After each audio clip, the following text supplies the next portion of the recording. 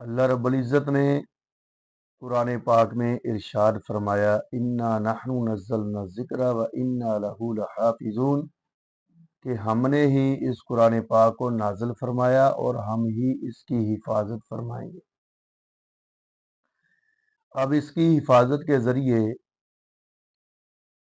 نبی علیہ الصلوۃ والسلام اور صحابہ کرام، تابعین، محدثین، فقہا، یہ سارے حفاظت کے ذریعے ہیں۔ علماء، اولیاء اللہ، بزرگان دین،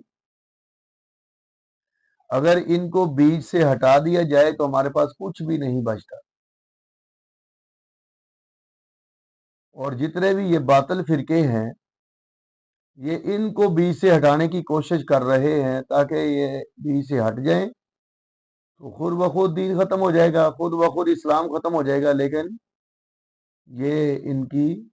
غلط سوچ ہے۔ انشاءاللہ نہ یہ واسطے قیامت تک بیچ سے ہٹیں گے اور نہ قرآن پاک قیامت کی صبح تک جو ہے ان کے ہاتھوں چڑھ کر تحریف کا شکار بنے گا، بلکہ ایسے ہی رہے گا جس طرح اللہ رب العزت نے لوح محفوظ میں اس کو رکھا اور پھر حضرت جبرائیل علیہ الصلوۃ والسلام کے واسطے سے نبی علیہ الصلوۃ والسلام کے سینے پہ اتارا اور پھر نبی علیہ الصلوۃ والسلام کے ذریعے سے صحابہ کو ملا، تابعین کو ملا، محدثین کو ملا، مفسرین کو ملا، فقہا کو ملا، اولیاء اللہ کو ملا، علماء کو ملا، اور آج تک ہمارے سامنے یہ قرآن پاک موجود ہے۔ انشاءاللہ قیامت کی صبح تک اسی طرح رہے گا۔ کوئی بھی بندہ جو ہے اس کے اندر تحریف اور تبدیلی نہیں کر سکتا، وہ خود تو تباہ ہو جائے گا لیکن انشاءاللہ یہ کام اس سے نہیں ہو سکے گا۔ لیکن بعض لوگ اپنی صلاحیتیں اس میں صرف کر رہے ہیں، انہوں نے یہ سوچا کہ بھئی اس کی حفاظت کے جو ذرائع ہیں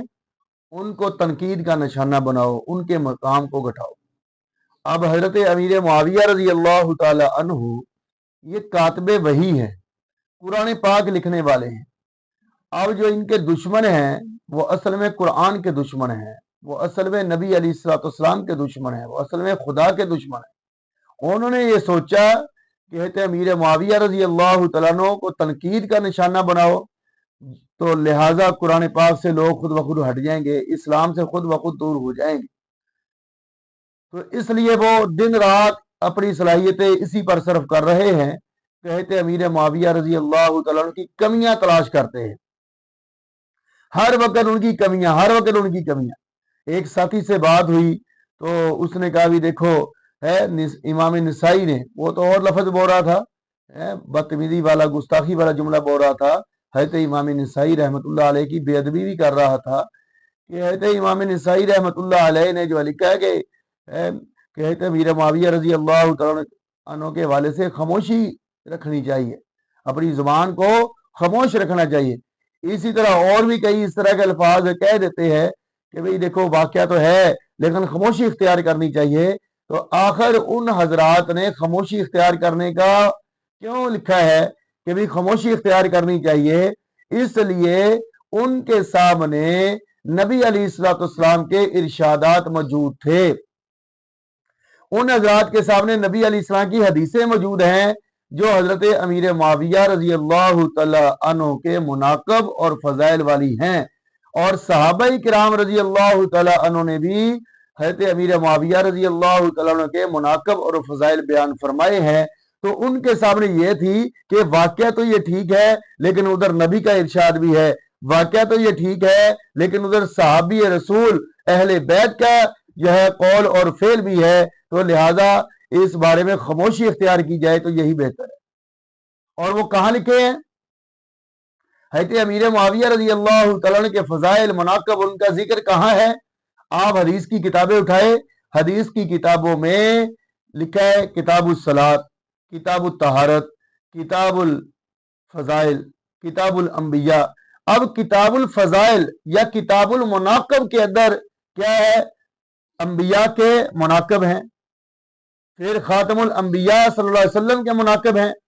پھر اس کے ساتھ ساتھ حضرت ابوبکر کے، پھر حضرت عمر کے، پھر حضرت عثمان کے، پھر حضرت علی کے، اسی طرح حضرت حسنین کریمین اور دیگر صحابہ کے۔ تو جس طرح ان کے فضائل اور مناقب اور ان کا ذکر خیر ہے، اسی طرح حضرت امیر معاویہ رضی اللہ تعالیٰ عنہ کے فضائل، مناقب اور ذکر خیر ملتا ہے بخاری شریف کے اندر، ترمذی شریف کے اندر۔ اسی طرح جو ہے حضرت ابو سفیان رضی اللہ تعالیٰ عنہ کا ذکر خیر اور مناقب اور فضائل ملتے ہیں مسلم شریف کے اندر اور حدیث کی اور کتابوں کے اندر۔ تو اس لیے جو حضرات حضرت امیر معاویہ رضی اللہ تعالیٰ عنہ کا کوئی واقعہ نقل کرتے ہیں اور آخر میں کہہ دیتے ہیں کہ خاموشی اختیار کرنی چاہیے، ان کے سامنے یہ فضائل اور مناقب موجود ہیں، کیونکہ اگر اس واقعے کو لے کر حضرت امیر معاویہ رضی اللہ تعالیٰ عنہ کو یا حضرت ابو سفیان رضی اللہ تعالیٰ عنہ کو تنقید کا نشانہ بنایا جائے تو اس سے نبی علیہ السلام کی حدیث کا نعوذ باللہ جھوٹا ہونا لازم آتا ہے۔ اور اہل بیت نے، حضرت عبداللہ ابن عباس نے رضی اللہ تعالیٰ عنہ نے جو حضرت امیر معاویہ رضی اللہ تعالیٰ عنہ کا فقیہ ہونا بیان فرمایا، تو یہ ان کا بیان کرنا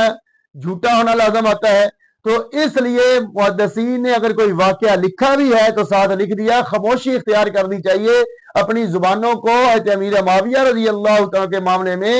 بند رکھنا چاہیے۔ اگلے فیصلے ہم نہیں کر سکتے، کیونکہ ان محدثین سے پہلے فیصلے کنہوں نے کر دیے ہیں؟ نبی علیہ الصلوۃ والسلام نے